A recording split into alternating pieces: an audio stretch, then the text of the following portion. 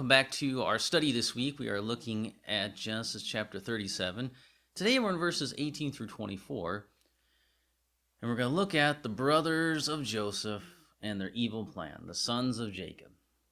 All right, let's take a look at this. Well, they are going to plot against him. They see him from a distance. They want to destroy him. We see the idea of Reuben and his role in all this. And so let's take a look at this. So first we find a conspiracy to commit murder. Here we find the brothers at Dothan, taking a break from Joseph and his supposed delusions of grandeur. And who should come strolling down the path? Well, it's Joseph. The time apart has done nothing really for their jealousy and hatred. And so they see him coming from far away, and they take the time to plot his murder. So we don't know how far away they saw him coming. They saw him coming, and they're like, all right, we need to plan one. What are we going to do with this kid? So we know, and they know, what they're planning is pure evil. They know what they're doing is wrong. They know that they shouldn't be doing this. So several generations before them, God told Noah, whoever sheds the blood of man by man, shall his blood be shed, for God made man in his own image. This is the family, Jacob's sons, by whom the story of Noah and this command would come to us. And they passed it down to the next generation, until Moses and his generation, who wrote it down for the families of these brothers. They are without excuse, right? They know what Noah said. I guarantee you they knew what that was. Now, many generations later, Jesus would explain that evil thoughts and murder come from the heart. It's not Joseph's fault. It's not Jacob's fault. It's not God's fault. Ultimately, the blame rests in the hearts of the brothers. It's not the external people or the circumstances that are causing the evil thoughts and desire for murder. It's not what's outside the brothers that's the problem. It's what's in, and it's coming out. So now Jacob and Joseph are only the targets for their evil that is within the brothers already. We've already seen this evil spill out of their hearts when they destroyed and plundered Shechem. It's already in there. We already know they can murder. That's not a problem. So we should not be surprised when they want to do it again. And here the evil and murder have found a new outlet in Joseph. That's all. Nothing's really changed. It's not like the external circumstances that Joseph drove him to that, because he's just an accessory. You don't have to sin. So Joseph, his brothers called Joseph the dreamer, and so that's kind of one of the motivations as to why they want to kill him, is because of the dreams. They heard the dreams that God gave them. They don't like the dreams. They don't like the implications of the dreams, because they don't want him reigning over them.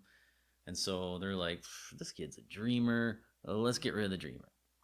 So they think by killing him, that will stop the dreams from occurring. Because they say, we will see what becomes of his dreams. So I think by killing him or attempting this, that they're going to be able to stop the dreams from coming true. But remember, the Bible says, do not put the Lord our God to the test. And there's a reason for that, because you can't win.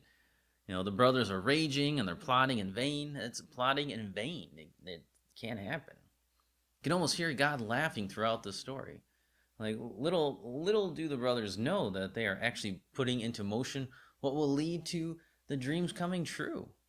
They're plotting evil against Joseph. They want him dead. They want to stop the dreams. But all their plotting and scheming and everything else, God will take that and shame them by using it for his purpose and for his good. So he actually takes the evil that they're doing and then turns it and molds it to make it into what he wants.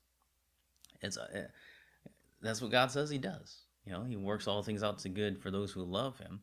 And so he's going to take this evil that they're doing, that they're planning, and then just throw back in their faces and say, like, hey, basically God is telling them or saying to them that, yeah, you meant it for evil, but I'm going to mean it for good. And so he turns it around, and we'll see Joseph makes that point later on.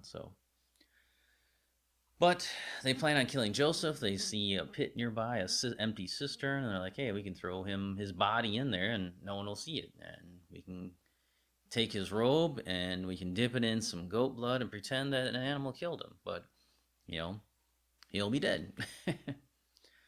Now, Reuben comes along and he's got a rescue plan here. And Reuben, the firstborn and the leader of the group, obviously, because he's the firstborn, has a moment of clarity in the fog of rage and suggests to the brothers that they don't just murder him on the spot, but they just throw him into the empty cistern. So instead of just, killing him right there and then dropping his dead body into the well, he says, let's not do that. That's a little extreme.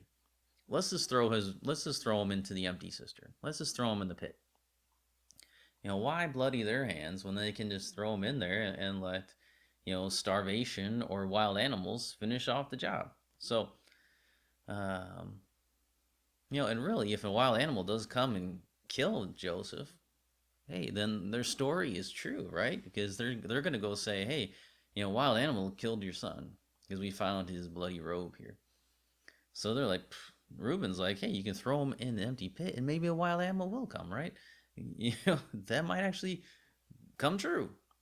But we're told that Reuben's motivation for his suggestion here, and for his desire to rescue Joseph and return him back to Jacob. That's his desire, is to rescue Joseph from the pit later on and then return him to Jacob. Well, is this an act of kindness on Reuben's part? Does he just, does he love Joseph? Is he doing it to help Joseph? Well, before we applaud Reuben as the hero, we have to read the rest of the story.